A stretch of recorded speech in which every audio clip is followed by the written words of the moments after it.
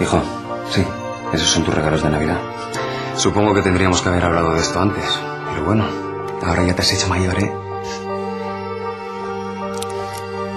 Y es hora de que sepas la verdad.